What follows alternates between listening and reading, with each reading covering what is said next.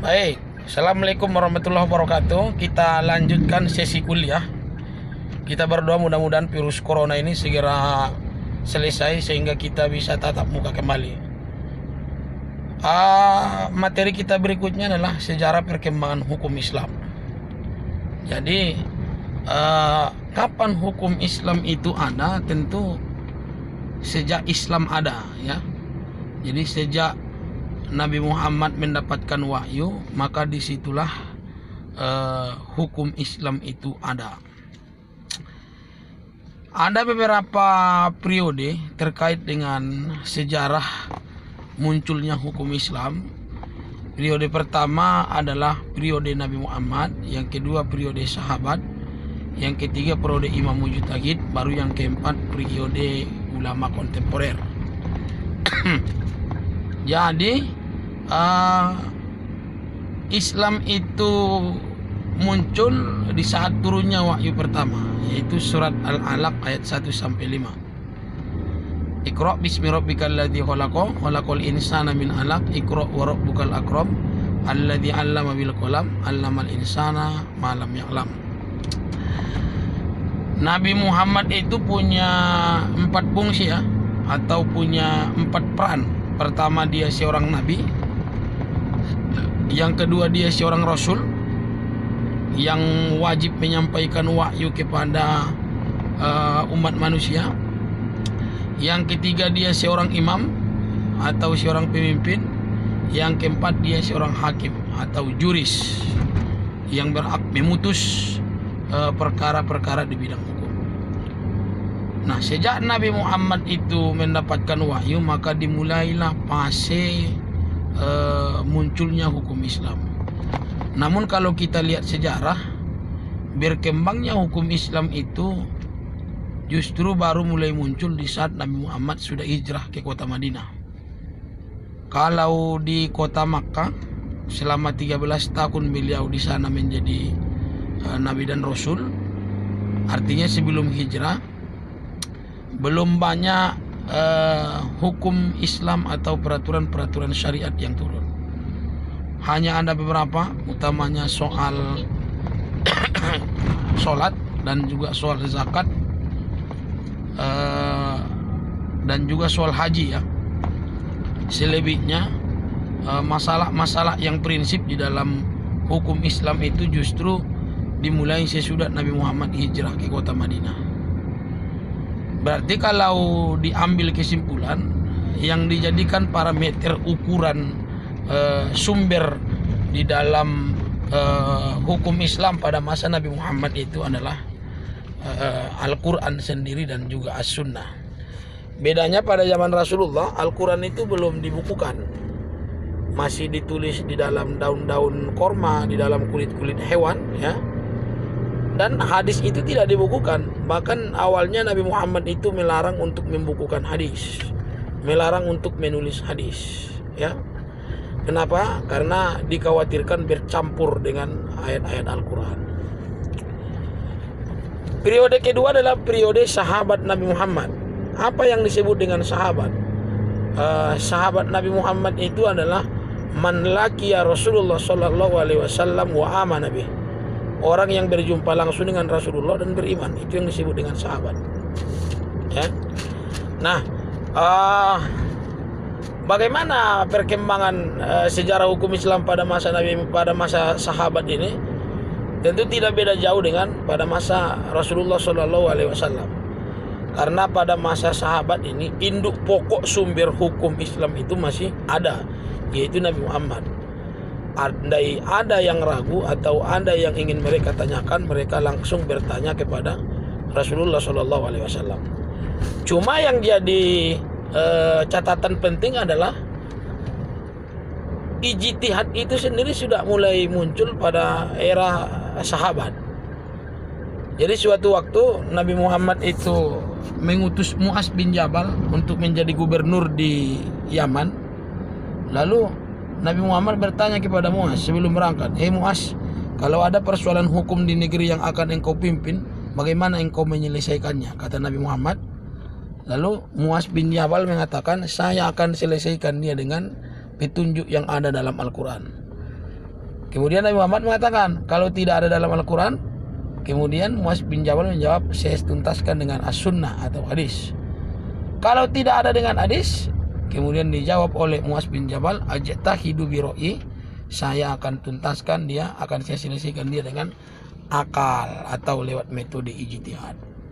Jadi kalau begitu, pada masa sahabat ada 3 metode penyelesaian hukum. Pertama lewat Al-Quran, yang kedua lewat As-Sunnah, baru yang ketiga lewat metode ijtihad. Nah, kemudian lanjut pada periode imam-imam mujtahid. Nah, kapan dimulai dilakukan kodifikasi hukum di dalam hukum Islam? Maksud kodifikasi hukum di sini adalah penulisan secara langsung peraturan-peraturan syariat itu di dalam suatu buku. Ya, jadi awalnya hukum Islam itu tidak ditulis, tapi oleh imam-imam mujtahid mulai ditulis. Sudah mulai muncul kitab-kitab fikih, sudah mulai muncul kitab-kitab yang berisi tentang pembahasan-pembahasan hukum Islam. Ada 4 imam mujtahid yang terkenal, walaupun sebenarnya banyak ya. Yang pertama Imam Malik, yang kedua Imam Hanafi, yang ketiga Imam Syafi'i, dan yang keempat Imam Hambali. Nah, dari keempat imam mujtahid inilah maka kita mendapatkan risalah-risalah kitab-kitab hukum dalam hukum Islam. Ada kitab-kitab fikih Syarqawi, ada Al-Bajuri, ada Al-Um, ada Ar-Risalah, dan berbagai macam kitab fikih. Semua itu adalah hukum Islam yang sudah dikodifikasi atau hukum Islam yang sudah dibukukan. Ya. Metodenya bagaimana? Nah, metode yang dipakai dalam penyelesaian masalah lewat hukum Islam pada masa imam mujtahid, dia sudah sangat modern. Sudah pakai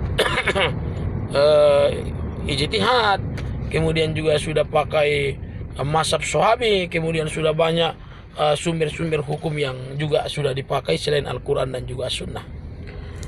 Kemudian yang terakhir pada periode ulama-ulama kontemporer. Nah, ulama-ulama kontemporer ya, atau ulama-ulama masa kini tentu harus mampu menjawab berbagai persoalan di tengah-tengah masyarakat yang berkaitan dengan hukum Islam. Nah,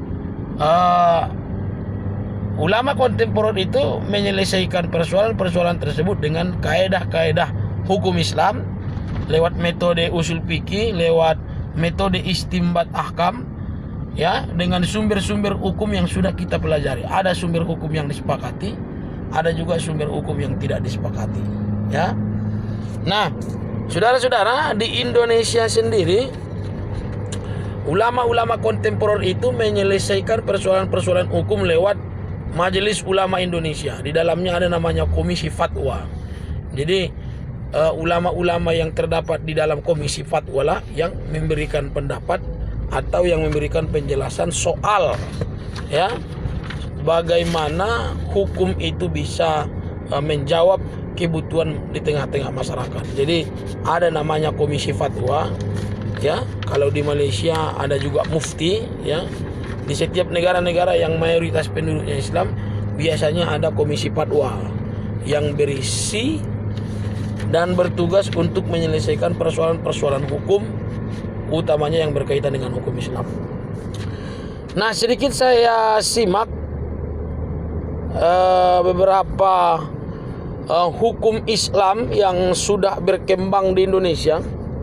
Ya, pertama di Indonesia hukum Islam itu menyentuh persoalan zakat, di mana di Indonesia ada Undang-Undang Nomor 23 Tahun 2001 tentang manajemen zakat, di mana rata-rata satu kabupaten kota di Indonesia itu potensi zakatnya adalah 4 sampai 8 miliar per bulan. Per tahun, mohon maaf. Jadi kalau potensi zakat kabupaten kota itu 4 sampai 8 miliar per tahun, maka itu harus dikelola agar tepat sasaran. Jadi negara harus hadir untuk memberikan pengelolaan terhadap potensi zakat tersebut. Sehingga lahirlah Undang-Undang Nomor 23 Tahun 2001 tentang pengelolaan zakat. Yang kedua, undang-undang perkawinan. Ini adalah undang-undang hukum Islam yang paling lama di Indonesia. Ada Undang-Undang Nomor 1 Tahun 1974, sebagaimana sudah diubah dengan lahirnya Undang-Undang Nomor 16 Tahun 2019. Ya, jadi itu adalah bagian-bagian keperdataan yang di dalamnya sudah masuk hukum Islam di dalam hukum positif kita.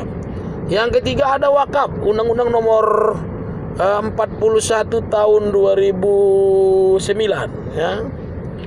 Jadi apa itu wakaf? Wakaf itu adalah penyerahan hak atas barang atau benda kepada orang lain atau badan hukum yang lain, ya, tanpa adanya alat tukar.